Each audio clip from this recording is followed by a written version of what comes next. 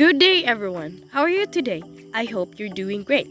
So, this time I'm going to talk about developing the research study. But before I start, I would like to introduce myself first. I am Jonomy C. Rosales, studying Bachelor of Library and Information Science.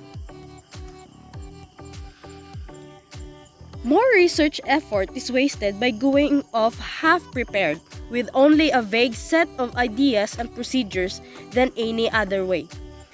Planning for research. The first question that the researcher may will ask is, where do I begin? In other words, where does the planning begin? Liddy and Ormrod state, by asking questions, we strike the first spark, igniting a chain reaction that leads to the research process. The scientific method of inquiry. This approach to the discovery of knowledge, which arose during the Renaissance, gained major support in the 16th century. Many scholars still consider the scientific method of inquiry to be the most valid method for resolving unanswered questions and solving problems. Liddy describes the scientific method of inquiry as a means by which insight into an undiscovered truth is sought by A. Identifying the problem that will provide the goal of the research, B. Gathering the data needed to resolve the problem, and C. Developing a tentative hypothesis.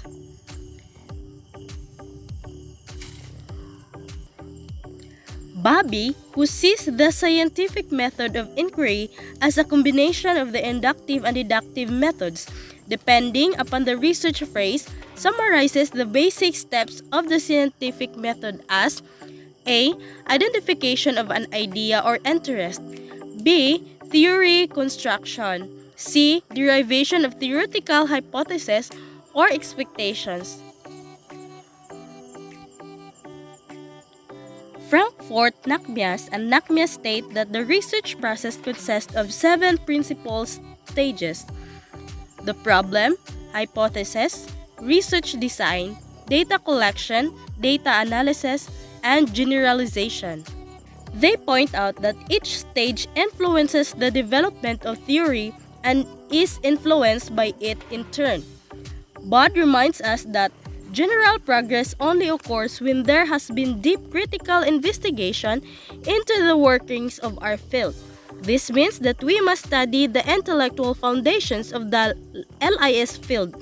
This type of reflection will influence not only our research but also the development of systems and services for the practice of LIS. A general outline for research. Given differences in subject disciplines and or the types of data to be collected, researchers find it necessary to employ a variety of specific methodologies, but most true research does follow the same general outline and exhibits similar characteristics. In developing a research study, the investigator typically begins with a question about something of interest. Number 1, research begins with a problem and an unanswered question in the mind of the researcher. Number 2, research defines the goal in terms of a clear statement of the problem. The next important logical step would be for the librarian to identify the problem that this question represents. Number 3, research subdivides the problem into appropriate sub-problems. The librarian may also conclude that he or she is actually confronted with several problems, or at least sub-problems of the main problem. Having identified the specific research problem, the researchers should then attempt to place the problem in its broader theoretical framework. An adequate theory might have been articulated already, or it may be necessary to develop one. 4. Research posits tentative solutions to the problems through reasonable hypotheses. These hypotheses direct the researcher to appropriate data. Theory might have been articulated already, or it may be necessary to develop one, keeping in mind the main problem, sub-problems if any, and the relevant theory. The librarian should consider developing one or more hypotheses to guide the future investigation or study. Number 5. Research look for data directed by the hypothesis and guided by the problem. The data are collected and organized. Another characteristic of research inherent to most of the process is the necessity to deal with facts and their meanings. This activity is particularly crucial during the data collection and analysis stages. It is here that the researcher must attempt to gather information needed to solve the problem, organize it in meaningful categories, and analyze its significance. Number 6. Research interprets the meaning of the data, which leads to the resolution of the problem, thus confirming or rejecting the hypothesis and or providing an answer to the question that began the research cycle. At this point, one or more new problems may emerge. At last but not the least, the librarian should keep in mind that this process is almost always circular in nature. The researcher's analysis and interpretation of the results of his or her study may well lead to new questions or fail to answer the original question, thereby starting the research process again. As Liddy and Omrod states, every researcher learns that genuine research yields as many problems as it resolves. Such is the nature of the discovery of knowledge. The general criteria for basic research. In addition to adhering to a general outline, basic research study generally should meet certain criteria to qualify as basic or pure research. Number 1, universality, which means that the study should be researchable by any other qualified investigator. In other words, another researcher should be able to conduct the study as designed and get essentially the same results as the original researcher would have obtained, and also to generalize the results to a comparable situation. Number 2, replication, which is related to the criterion of universality. It means that the research study is repeatable. Not only should another competent researcher be able to conduct the study and get essentially the same results, but also should be able to do so time and time again. Number 3, control, which relates to the parameters of the research study. This criterion is important for isolating the critical factors and for facilitating replication. As will be emphasized later, control is relatively easy to realize in experimental research and much more difficult, if not impossible, to realize in survey and historical research. Number 4, measurement, which constitutes the observation and recording of phenomena. This activity requires, of course, that the data be susceptible to measurement. Measurement and control generally is easier to accomplish in physical science research than in the humanities and social science research.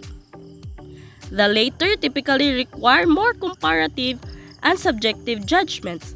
Consequently, measurement in the humanities and social sciences is seldom as precise as in the physical and natural sciences.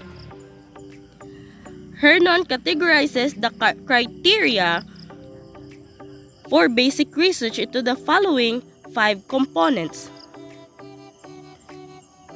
1 is reflective inquiry, which includes a problem statement, a literature review, a theoretical framework, a logical structure, objectives, research questions, and hypotheses if appropriate. Number 2, procedures or research design and data collection methods.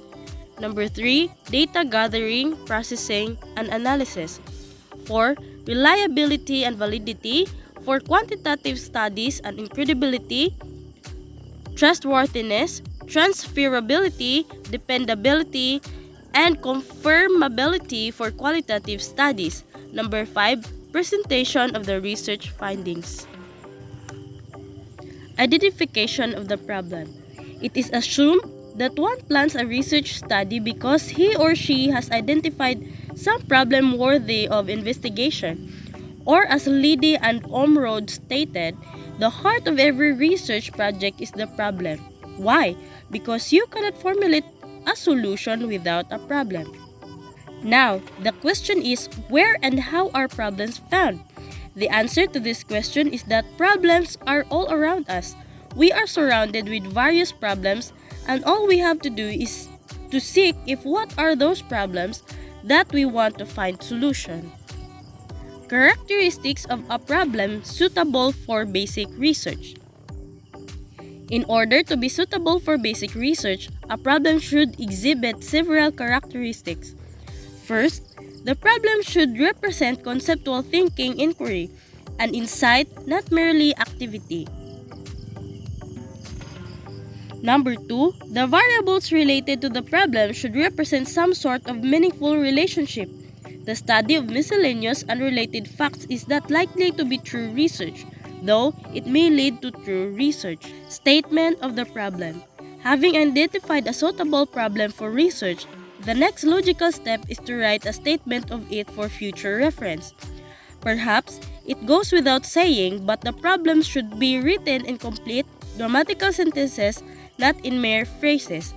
For example, the problem statement, library instruction and library use, would be better expressed as the problem to be resolved is whether providing college students with library instruction will have some effect on their use of the library. It is important to note the problem should be written as clearly as possible, and it should be stated in straightforward, unambiguous terms. Vague terms and cliches are to be avoided. Identifying subproblems. Virtually all problems contain components or subproblems, which should be appropriate for study if not solution. If you want to solve bigger issues, it's better to start with subproblems because it is more narrow and easy to investigate. Research is a step-by-step process. Actually, identifying subproblems is generally a relatively straightforward process involving two basic related steps. Number 1, the researcher should break the main problem down into its components. And number 2, he or she should identify the words that indicate a need for the collection and interpretation of data. Again, they are questions that must be answered before the main, more complex problem can be resolved. In many studies, the researcher will attempt to do no more than answer one or two subproblems or research questions. Additional studies may be necessary to deal with the entire problem. The role of theory in the design of research. Before taking up assumptions and hypotheses, we should consider the role of theory in the design of the research study. Theory plays a crucial role in the just mentioned research stage, which in turn often utilizes the scientific method of inquiry. Theory helps to make research more productive, in that it organizes a number of unassorted facts, laws, concepts, constructs, and principles into a meaningful and manageable form. Theory also can act as a guide to discovering facts. It identifies gaps to be investigated, crucial aspects on which to focus, and major questions to be answered. Theory also can help to connect studies and facilitate the interpretation of the larger meaning of research findings. In addition, theory helps to produce an economy of research effort. Theory can provide an economical or simple summary of actual or anticipated research results. The formation of theories. Suitable theories do not always exist for the researcher in need of one. In many cases, they must be developed or built. Mowley states that a good theory should meet the following criteria. Number 1, a theory or theoretical system should permit deductions that can be tested empirically. In other words, it should provide the means for its own testing. Number 2, a theory should be compatible with both observation and previously verified theories. It must be well-grounded and should be able to explain the phenomena under study. Number 3, a theory should be stated as simply as possible. It should explain adequately the existing knowledge but should not be any more complex than necessary. This characteristic represents the so-called law of parsimony. At this point, based on previous research and recent observations, one could construct a theory related to the earlier stated problem involving the effect of library instruction on library use. Testing the theory. Having developed or at least identified a suitable theory, the next requisite step is to test it. It should be kept in mind that in order to test a theory, one must determine how well each of its theorems and related propositions agrees with the observed facts in one or more test situations. Second, it should be noted that a well-constructed informative theory would provide specific hypotheses or statements of certain relationships by which the theory can be tested. In fact, a theory can be thought of as a large hypothesis comprising a number or more specific, more testable sub-hypotheses, though a theory typically rests on a more sophisticated basis than does an individual hypothesis. Desirable characteristics of hypothesis. Phenomenon or relationship, an ideal hypothesis should possess several other characteristics including the following. Number 1, generalizability or universality. Hypotheses with this trait should hold up in more than one situation. On the other hand, valid hypotheses can be formulated legitimately for a specific situation. Number 2, compatibility with existing knowledge. A hypothesis is more likely to be generalizable if it has been based on the findings of other studies. The hypothesis should not be isolated from the larger body of knowledge. Number 3, testability. The suitability of the hypothesis for empirical testing may be its most important characteristic. Regardless of its other traits, if it cannot be tested adequately, it is of little or no value. It even can be argued that the hypothesis should imply how it can be tested. Number 4, invariability. Simply put, the relationship stated in the hypothesis should not vary over a reasonable period of time. Testing the hypothesis. This is actually accomplished in 2 stages. First, the researchers deductively develops certain logical implications, also known as logical consequences and criteria, which, when stated in operational terms, can help to reject or support the hypothesis. The second basic step in testing a hypothesis involves actually subjecting it to a trial by collecting and analyzing relevant data. As Goldhor has noted, the testing or verification of an hypothesis is strengthened or augmented by analysis of available relevant data so as to show: Number 1, that they agree with predictions drawn logically from the one hypothesis. 2, that they do not also confirm the consequences of alternative hypotheses. And 3, that they involve points in a logical chain of cause and effect. At this point, 2 reminders appear to be in order. 1, it should not be forgotten that the hypothesis should be related to existing knowledge as closely as possible. Number 2, it is important to remember that scientific research should produce a circular movement from facts to hypotheses, to laws, to theories, and back to facts as the basis for the testing and refinement of more adequate hypotheses. Validity of research design. Validity is a multifaceted word or concept, and there are at least 3 types of validity. Number 1, referred to an internal validity. Internal validity is particularly crucial to experimental research. Number 2, construct validity. The design should permit the specification of the actual cause and effect and the identification of the concepts or constructs involved. Number 3, external validity. External validity or generalizability when its conclusions are true or hold up beyond the confines of a particular study. Validity in measurement. The extent to which an instrument measures what it is designed to measure indicates the level of validity of that measure. Reliability coefficients are correlations between identical or similar methods, while validity coefficients are correlations between dissimilar methods, based on dissimilar operational definitions but measuring the same concepts. Logical validity. Logical validity is a type of validity generally based on expert judgment. It includes content validity and face validity. Content validity represents the degree to which an instrument measures a specific content area.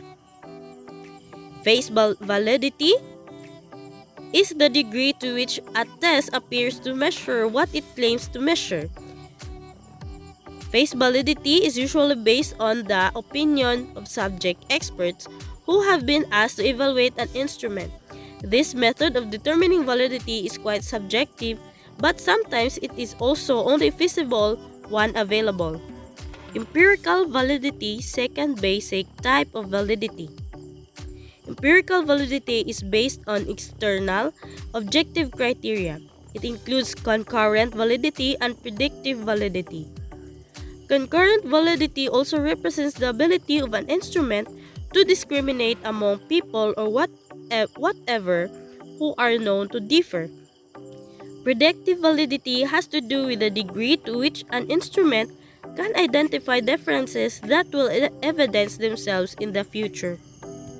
Reliability of research design. If the design of a research study is reliable, then its findings should be repeatable or replicable and generalizable beyond the one study. Reliability in measurement. It is calculated with the following formula, where the first one stands for standard error of measurement.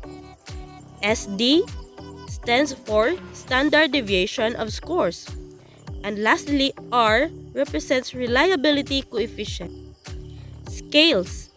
There are generally considered to be 4 types of measurement.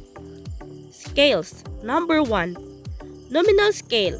The nominal or categorical scale consists of 2 or more named categories in which objects, individuals, or responses are classified. Number 2. Ordinal scale. An ordinal scale defines the relative position of objects or individuals with respect to a characteristic with no implication as to the distance between positions. Number 3. Interval scale. The interval scale provides a ranking of positions, as does the ordinal scale, but the intervals of measurement are equal. Ratio scale allows one to compare the magnitude of responses or measurements. That will be all. Thank you for listening and goodbye. May you have a blessed day.